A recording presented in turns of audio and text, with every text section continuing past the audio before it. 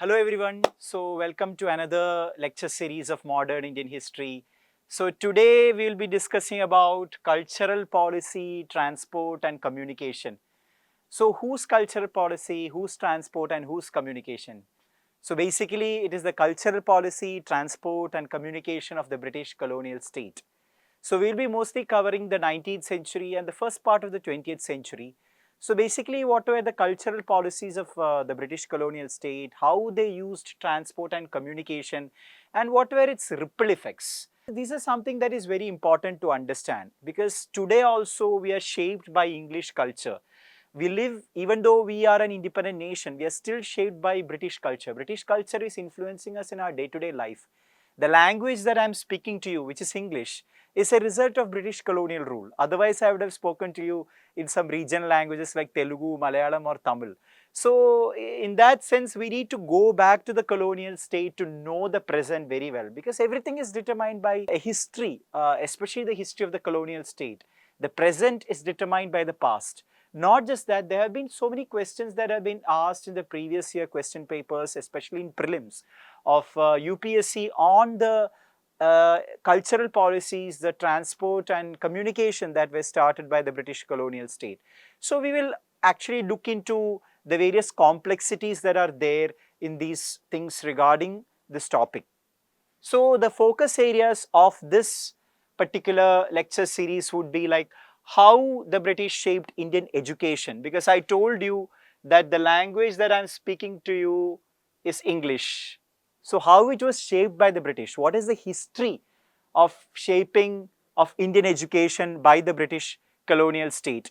We will be also discussing about press, the role of press, how newspapers are very significant during the context of the colonial rule, how it shaped the nationalist responses and what were its impacts.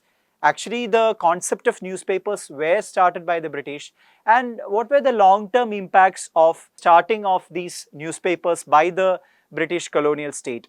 Not just that, we will be speaking about various forms of communication such as railways, telegraph, post office, etc.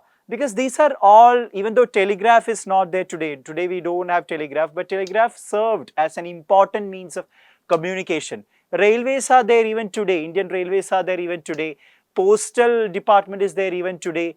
Also, these were the various communication technologies that the colonial state had implemented, and it had long-term consequences. So we'll be discussing about that also, and also along with that there's something called printing press.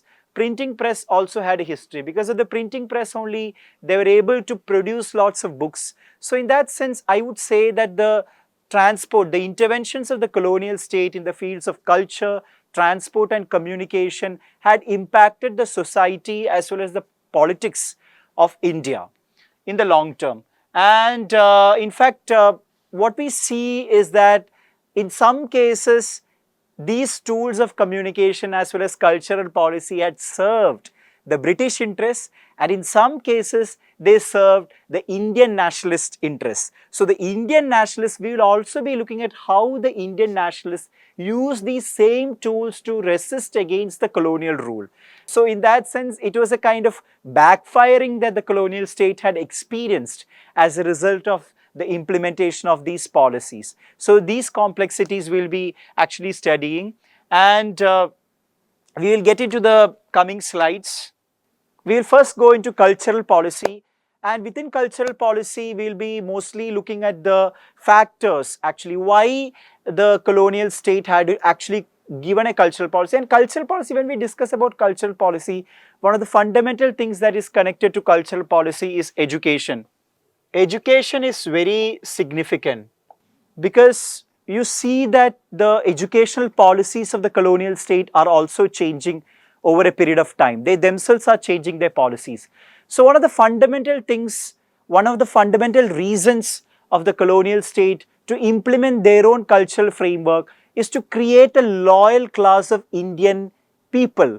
Actually, you will see in the later parts of the presentation how the colonial state actually created a loyal set of Indians who actually spoke English. So their main attempt was to create that loyalty factor. In one of the earlier lecture series, we had discussed about how the colonial state actually created the category of ICS, Indian Civil Service.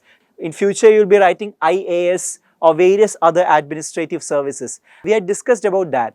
So the main purpose of creating this is to create a loyal class of bureaucracy who were actually spoke English very well. So they had a larger administrative purpose in implementing this cultural policy. We need to be aware about this administrative purpose and had actually superseded other objectives. And not just that, they had economic objectives as well. First is administrative, second is economic. So to implement these cultural policies and various modes of communication and transport, they were aiming for economic benefits, they were aiming for profit. And not just that, they also had ideological purposes. What is the ideological purpose? Because the British always thought that they were civilizationally more superior than the Indians. Indians were considered as backward. So their objective was to educate Indians and make them more civilized like the Britons. So these three objectives we need to think about when we think about the ways in which the British colonial state had implemented their cultural policies: administrative, economic and ideological. So these three reasons are very important to understand. Next, we will think about two ideologies that actually evolved among the British colonial state during the process of its rule. One is called Orientalism and one is called Anglicism. What is Orientalism and what is Anglicism? So Orientalist, I have written the word Orientalist here. Who are the Orientalists? So basically, Orientalists were the ones, basically British people, who actually wanted to preserve or protect Indian ways of thought, Indian knowledge systems. So actually you see that Britain had established their administrative superiority in India during 1857, after the Battle of Plassey and after the Battle of Buxar in 1764, they became more and more powerful. And you see that initial phases of their administration, after they were given revenue powers, revenue collecting powers, the Diwani rights, they didn't want to antagonize the Indians. They wanted to appease the Indians. That is what they did in the initial phases. They thought that, okay, let's not implement our own culture suddenly on the Indian soil, because Indians are going with the flow. They have their own culture, they have their own knowledge systems. So not to antagonize them, they thought that, okay, it's better to preserve and protect the Indian knowledge systems, continue with the Indian knowledge systems that were there.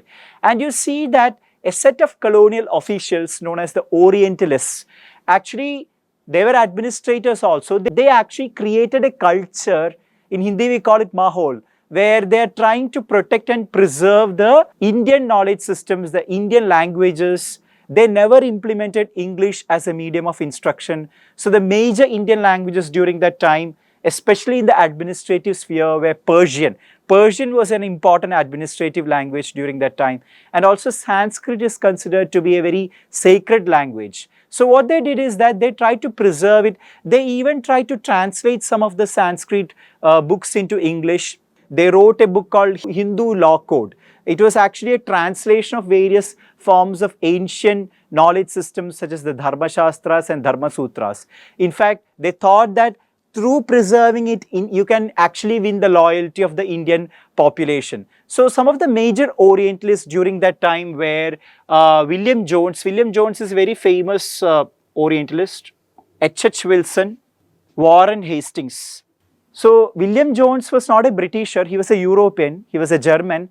And H.H. Wilson and Warren Hastings. Warren Hastings was considered to be an infamous administrator, an infamous governor general, who later on was accused of corruption by a philosopher named Edmund Burke, and he was sent back to Britain. So Warren Hastings is also considered to be the first official governor general of British India.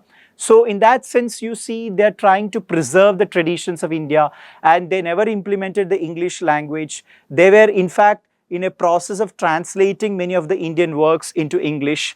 Sanskrit, Persian and Arabic were the languages that they actually tried to support.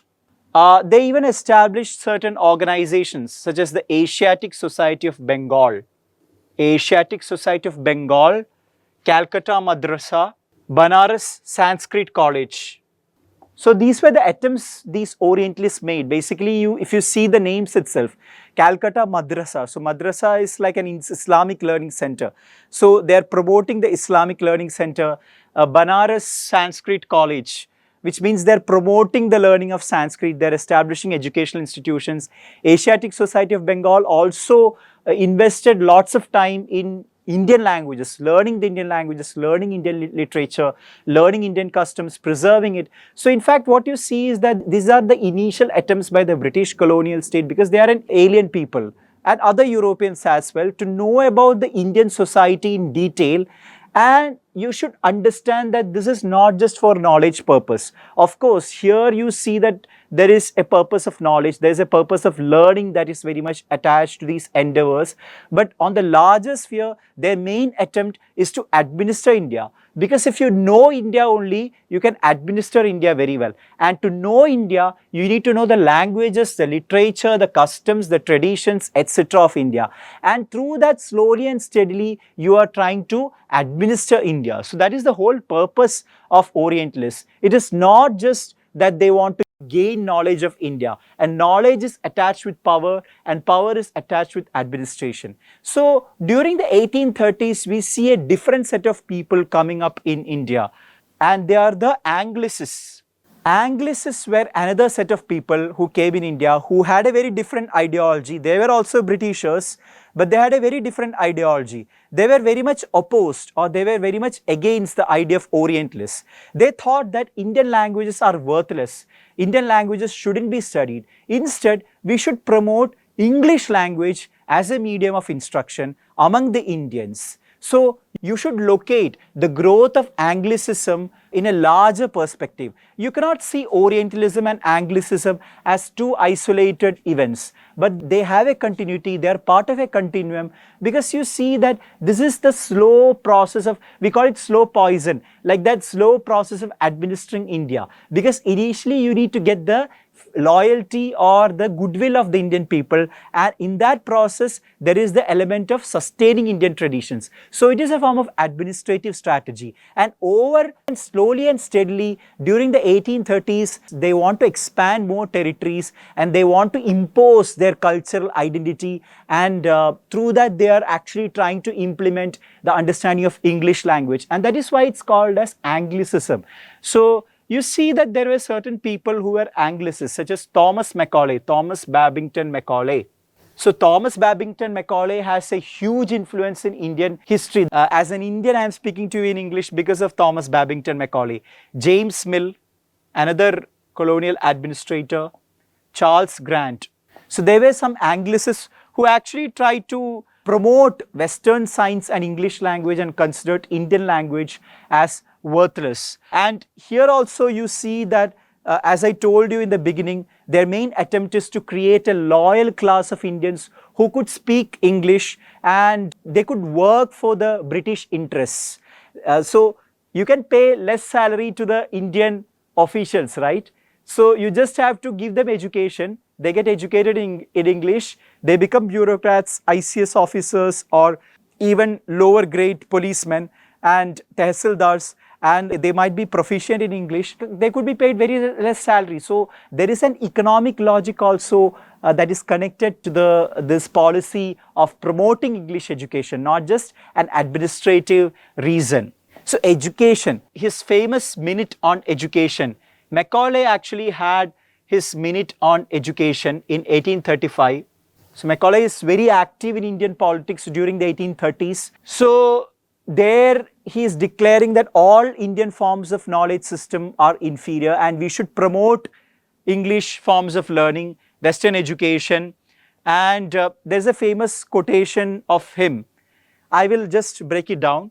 The main attempt of implementing this English education system is to create, within quotation of Thomas Babington Macaulay, a class of persons Indian in blood and color, but English in tastes, opinions, morals and intellect. Basically, the thing is that Indians' color would be that of Indians, the blood will be that of Indians, but the morals, the intellect and the taste will be that of the Britisher. So it is a very powerful quotation by Thomas Babington Macaulay, and it is very much connected to the larger administrative and economic reasons that the colonial state had during that point of time. So this is an image where you see, you can compare this image. So this is the traditional Gurukul form of system, which can be considered to be which was supported by the Orientalists. If you see, there is a guru sitting here and there are the chelas sitting there. So you see that a traditional form of education is being promoted in the initial phase. And here you see a different kind of system where there is a school-based system where the English language is being promoted. So this change in education policy is something that is very much connected to the cultural policy of the British colonial state. And as I told you, again and again, I'm reiterating that it had larger administrative and economic rationales. Because of that only, this transformation is happening in the education policy of the English colonial state from the late 18th century to the 1830s. So you should be aware about this education policy of the English colonial state very well. Along with that, we see something called Wood's Dispatch. So there is a colonial official known as Charles Wood, Sir Charles Wood, during 1854. So it's almost 20 years after Macaulay's Minute. During 1854, this gentleman named as Sir Charles Wood actually implemented something called Wood's Dispatch. So in Wood's Dispatch, what we see is that there is this institutionalization of English education system. There is a proposition to start various universities, vernacular schools, high schools, colleges, which will actually promote English education. So you see that the English education is actually becoming institutionalized from 1850s onwards, and many of the three major presidencies of India, which are the Calcutta, Madras and Bombay, you see colleges and universities are being established. From 1857 onwards, it is being established. And you see that they had advocated for female education, that women also have to go for colleges. And not just that, you see that the aided colleges, today we speak about aided colleges. The Loyola College is very famous in Vijayawada as well as Chennai. So in fact, the colonial state is starting the process of aided colleges, which were actually run by missionaries as well as the private management. So it is not just the government that is intervening in constructing or establishing schools and colleges and universities, but also they are given, these private parties as well as missionaries are given space to actually start various forms of schools and other educational institutions. So what we see, however, is that there is a kind of denial of the primary education system that is happening. And that is why in today's India also you see that there are lots of illiterate people in India who cannot read and write, because even during the colonial period, the colonial state had not invested. They tried to not give much importance to vernacular schools or primary schools, but instead there was more emphasis given to universities of higher education. So in that sense, you see a kind of urban-rural divide that is also happening, because you see that in the major cities or the major presidency towns like Calcutta, Bombay and Madras, they are establishing various universities, but in the small towns and the villages, you don't see the establishment of educational institutions. So that rural-urban divide is happening. The rich-poor divide is exacerbated by the intervention of the English colonial state. And in fact, this is also becoming a means of nationalist resistance as well. But one point that I want to mention, which is not mentioned in this slide, is that compared to the pre-colonial period, during the colonial period, but good thing that we need to remember, of course, they had a larger administrative rationale for starting educational institutions in India, especially English education. One thing we need to remember is that the caste hierarchy that was very much prevalent in India during that time is sometimes getting, that caste divide is not happening very prominently, because in fact you see that from the mid 19th century, as I told you, the colonial state is giving space for various missionaries to start schools. So missionaries from various other European countries are coming to India and starting schools. For instance, there is a famous missionary establishment called the Basel Missionary Establishment, which is originally based in Switzerland. So they come to India, they come to places like Kerala, Tamil Nadu, Karnataka, and they're starting various schools for the lower caste communities also. So one good thing that we need to remember about the English colonial states education policy, which is also connected to the cultural implementation, is that it tried to get rid of the caste-based hierarchies and caste-based evils that were there until that time. Even though it couldn't eradicate it, you see lots of lower caste communities acquiring English education and even converting to Christianity. And in fact, even leaders like Dr. B.R. Ambedkar and all, whom we discussed in the anti-caste movement, were a product of these English education. So in that sense, there are some positive attributes that can be attached to the English education that the colonial state had implemented, which I actually didn't mention here. But then again, there were also lots of problems that actually had. And in fact, what you see is that, as I told you in the beginning, this English education that they promoted in India worked as a backfire to the same English colonial state, because many of these educated elites from India, they themselves started resisting against the English colonial state, which was the space of the Indian nationalism. So in fact, it had long-lasting consequences. So along with education, something important that we need to think about is the role of press. We had partially discussed about press in one of our earlier lecture series. Press had a major impact in shaping the nationalist consciousness of Indians. In fact, British only started the newspapers in India, but due to the Western education that the Indians got, they started their own newspapers in India. We had discussed this in one of our earlier lecture series. So this is from a press called the Daily Gazette, actually, and it's based in India. I just thought of mentioning about this, mentioning this slide which contains the image of Daily Gazette. But we need to remember about Vernacular Press Act. So Vernacular Press Act, we had a partial discussion in one of our earlier lecture series, which was connected to the early forms of Indian nationalism, but it is connected to the communication, because press is also a form of communication. Newspapers are a form of communication. Today we have digital content. I am presenting to you, which will be, this will be uploaded in YouTube. This is also a form of digital content. But during that time, there was no digital content. It was the content that you obtain through newspapers. So this is an act, Vernacular Press Act of 1878, which we discussed in one of the earlier lecture series, where there's an attempt by the British government to curb the vernacular newspapers, because vernacular newspapers were becoming the spaces of nationalist resistance. And the thing is that the Britishers cannot read Indian languages. So because of that, this is a very tricky domain. Whatever they are writing in Indian newspapers, the Britishers don't know. So because of that, there was a curb that was put on the nationalist vernacular newspapers, and before publication, it had to go through a rigorous process of scrutiny.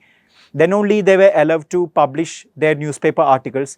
But then English newspapers were even promoted during that time, despite the imposition of the Vernacular Press Act. In fact, it was implemented during Lord Lytton's time, who was a viceroy, and various newspapers which we discussed, such as Amrita Basar Patrika, which was coming from Bengal, Amrita Bazar Patrika, Kesari, which was started by Bal Gangadhar Tilak, which we discussed during the extremist phase discussion.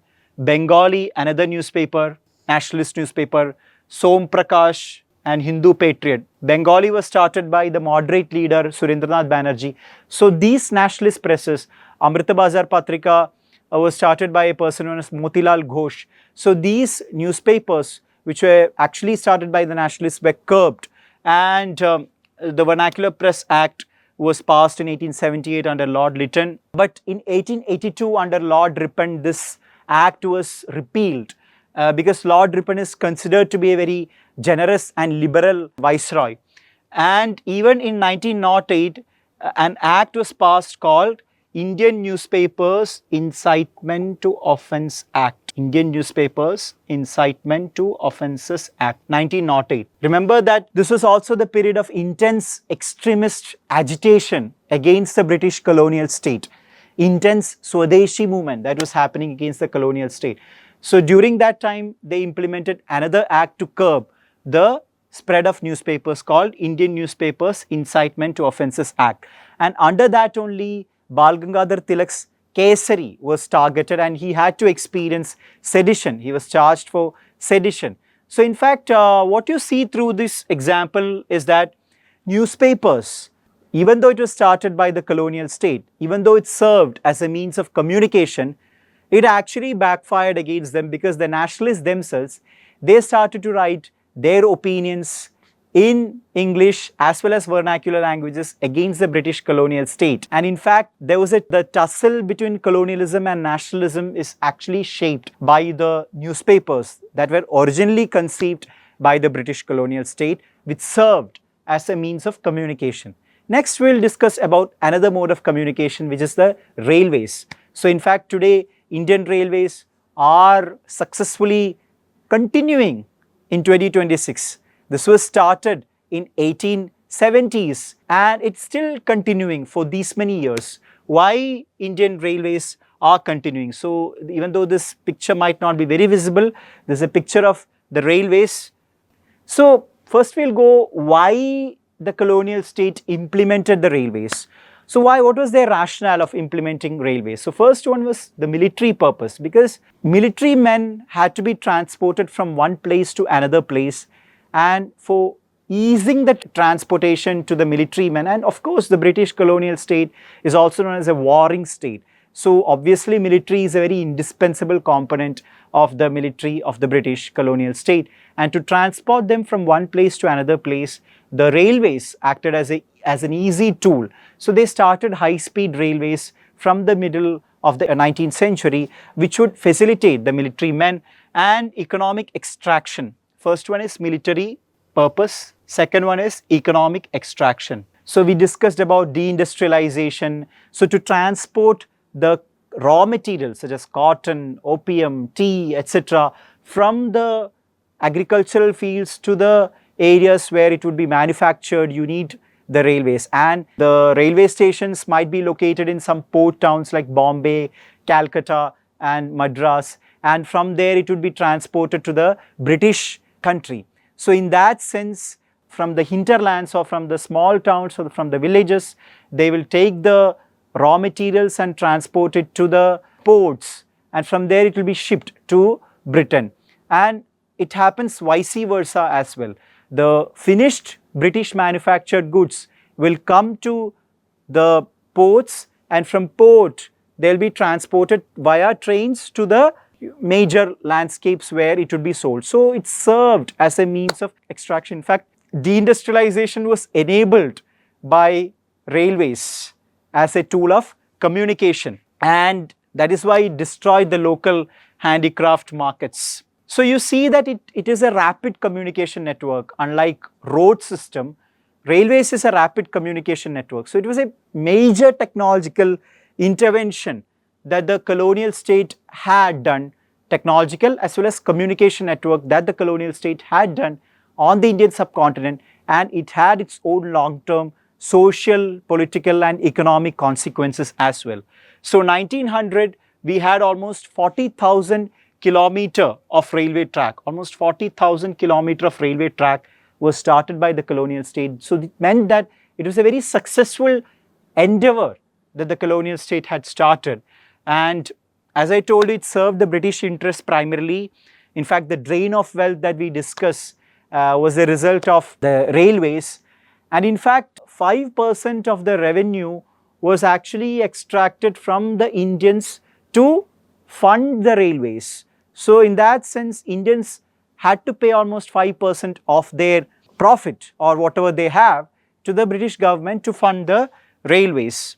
So in that sense, you see a simultaneous process of exploitation of the Indians through the railways. But one good thing, so everything has two sides, you know, the good as well as the bad. So when it comes to education, there is the good side as well as the negative side. And even when it comes to press, there is a positive side and negative side.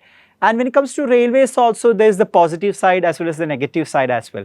Because the positive side is that the railways actually enabled communication across the caste and community barriers. We discussed about the educational institutions where the caste boundaries were shunned. But here also you see its reflection, because when people are traveling on the railway trains, there is no hierarchy between castes that are happening. So in that sense, this was a major positive change that happened due to the railways, and people are starting to communicate over long distances, and it's creating more bonding. Even it is creating political associations as well, which actually later contributes to the nationalist growth. Even Mohandas Karamchand Gandhi, to understand Indian villages, he travelled through railways. Then only he started his nationalist movement. So in that sense, it is contributing to the nationalist movement as well. So you see that, as I told you, leaders, journalists, various people, railways are becoming a kind of revolutionary intervention, because you see multiple people traveling across landscapes, congressmen, Indian National Congress Party members traveling. There is communication that is happening, and it is creating new ventures. So in that sense, that's the positive consequence of the communication mode of railways. And yes, it is actually just shaping the Indian nationalist consciousness as well. As I told you about Mahatma Gandhi, and there is an all India organization that is happening. India, the idea of India as one is actually shaped by the idea of railways, because people from different states are also communicating with each other, and there is this pan-Indian identity that is actually shaped by the communication system of railways. It also carried newspapers, books, pamphlets from one place to another place. So the nationalist ideas, it's not just the people who are getting circulated, the ideas are also getting circulated across various Indian landscapes. And in that sense, the unique identity of pan-India is cultivated by the railways. So in that sense, the intervention of the railways as a mode of communication is also very important. Next, we'll discuss about roads. So this is also a kind of picture about the roads. One of the famous road called the Grand Trunk Road, which was originally started by the Delhi Sultanate, the ruler known as Sher Shah Suri, much after the Delhi Sultanates, who defeated the Mughal Emperor Humayun. So he had started this road called the Grand Trunk Road actually. It was originally started by him. It connected various areas of India, Pakistan, Afghanistan, Bangladesh, etc. So it was a road system, a very vast road network, which was actually later on developed by the British colonial state as well, the Grand Trunk Road. It is very important to know about the Grand Trunk Road. Not just that, today we have something called PWD, Public Works Department, the Central Public Works Department as well as the State Public Works Department. So do you know who actually conceived this idea of Public Works Department? Today, PWD is like a very common usage that we use. It came from the colonial state. It was started by the Governor General Lord Dalhousie just before the 1857 revolt, and from the 1850s actually Lord Dalhousie is actually making interventions to develop road communication as well. So Public Works Department, PWD, started by Lord Dalhousie in 1854, and basically, so how the communication is happening, I told you about railways. So to railway stations you need roads. To reach railway stations, you need roads. So you go to the villages, you collect the whatever agricultural product, you travel through roads, you reach railway station. From railway station, you go to the ports, and from ports, you go to the British country. So this is how the larger network of communication is happening. So in that sense, roads are also facilitating the movement of commodities, goods, and in fact, roads are also creating deindustrialization, economic drain, etc., like the railways. So what is happening? I told you that the English colonial state didn't give much importance to primary schools. Instead, they gave importance to universities in big cities. Likewise, there is an urban-rural divide that is happening in the context of roads as well, because they are only developing the Grand Trunk roads, not the roads within the rural areas. So in that sense, the rural areas are getting left out. They're completely denying access to the rural areas, especially the areas that are actually located in the remote regions. There, they might have only bullock carts or other forms of communication. So in that sense, that rural-urban divide is getting exacerbated by the especially remote rural areas, not the other rural areas from where they will be collecting the agricultural products, but other remote rural areas, they are not bringing in connectivity. So even when it comes to connectivity, there is this urban-rural divide that is happening, especially with regards to roads. So like the railways, roads were also funded through Indian revenue. So in that sense, Indian revenue was used to fund roads also like railways. So here also there's something like a drain of wealth that is happening.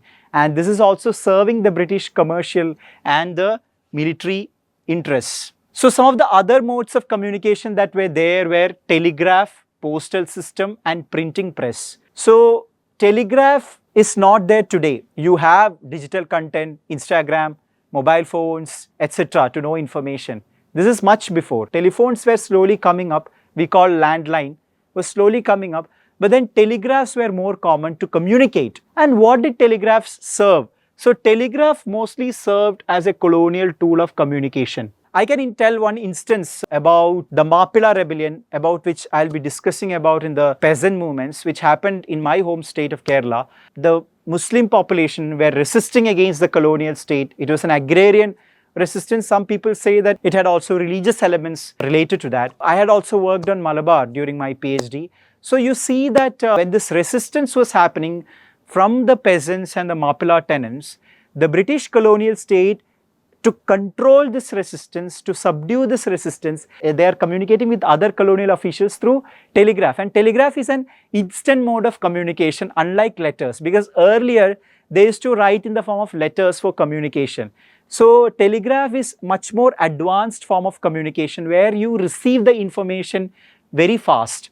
So in that sense, telegraph is a very important technological and communication intervention by the colonial state. But it was mainly serving the colonial administrative and political interests to control various resistance movements, not just Mappila resistance, even the nationalist resistance, they controlled through communication. So it was also a privileged kind of communication that was there, and it was rarely used by the nationalists. It served as a means of colonial control. But then there is the postal system. The Indian postal system. Today the postal system is slowly dying because people are communicating through mobile phones and Instagram and other social media platforms. But the postal system actually, even though it was started by the colonial state, it actually served the nationalist interests also, because Mohandas Karamchand Gandhi, Jawaharlal Nehru's glimpses of world history or discovery of India was a series of letters that he wrote to his daughter Indira Gandhi, right? So letters actually had shaped the nationalist consciousness, unlike telegraph as a mode of communication. Even Mohandas Karamchand Gandhi used to write lots of letters to various other nationalists as forms of communication to shape the nationalist consciousness. The British colonial state also started lots of printing presses, and these printing presses also printed lots of books like Anand Math of Bankim Chandra Chatterjee were actually printed. Anand Math, where he speaks about Vande Mataram. So you see that the printing press are also shaping the nationalist consciousness, because lots of books are being printed, journals are being printed. In that sense, the nationalist consciousness are being shaped. So my whole summary of this presentation is that communication and culture are very important.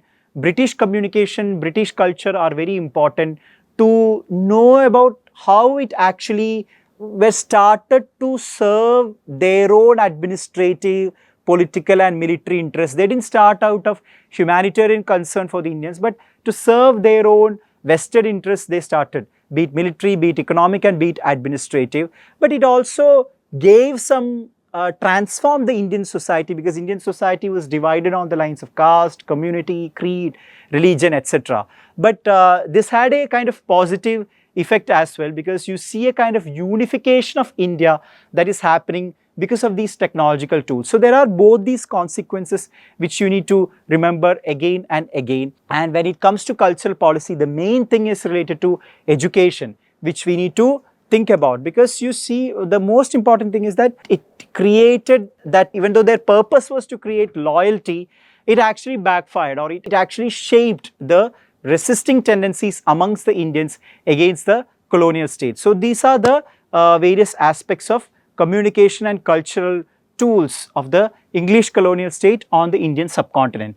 There have been two questions that have been asked about these topics in the previous year UPSC prelims. So one is in 2019. So there are three statements given and it is related to Lord Macaulay, Thomas Babington Macaulay, whom we discussed. It is related to his Minute on Education, which we discussed in 1835. So the first statement is, it aimed at promoting European literature and science in India. Absolutely correct. We discussed.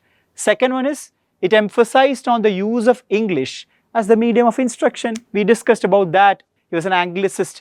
So the second statement is also correct. And the third statement, it advocated the abandonment of Sanskrit and Arabic learning. That is, it actually abolished the learning of Indian languages such as Sanskrit and Arabic. That is also true.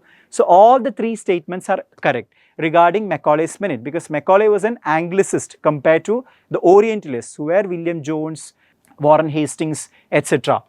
The second question came in UPSC Prelims 2017. Here also they have given three statements which is related to railways. So the first statement is, the primary objective of railways was to enable rapid movement of British troops. Absolutely correct. We discussed about the way they used it for serving the military purpose. The second statement, it helped in integration of Indian markets. Yes, obviously, the main aim was to connect various Indian markets and unify it. That is also correct. The third is, it was guaranteed by 5% return to the British investors. So in fact, Indians had to pay 5% to fund this railways. It actually kind of served their profit motive. So that statement is also correct. So the three statements are correct in both these UPSC questions. So thank you for giving time for this and thank you for listening for this lecture. So we'll meet in our next lecture series. Thank you so much.